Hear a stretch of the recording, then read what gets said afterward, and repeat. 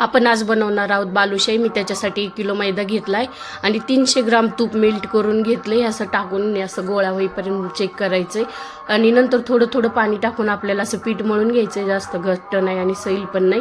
आणि त्याच्या अशा छोटे छोटे बालुशाही बनवायचे आहेत आपल्याला। आणि असं होल पाडून याला आहे ना आपल्याला तेलात तळून घ्यायचे आहेत। तेल अगोदर पूर्ण कडक तापून घ्यायचे, नंतर हे बालुशाही सोडून घ्यायच्या। 20-25 सोडायच्या एका घाण्यामध्ये आणि नंतर गॅस मंद करून याला 10 ते 15 मिनिटं आपल्याला छान तळून घ्यायच्यात। आणि असा ब्राऊन कलर आल्यानंतर काढून घ्यायचे आहेत। सगळे बालुशाही तळून झाल्यानंतर मग आपल्याला याची चाचणी बनवायची आहे। 1 किलो मैद्याला 1 किलो साखर लागती आणि 1 किलो साखरेमध्ये आपण 5 कप पाणी घातलेलं आहे।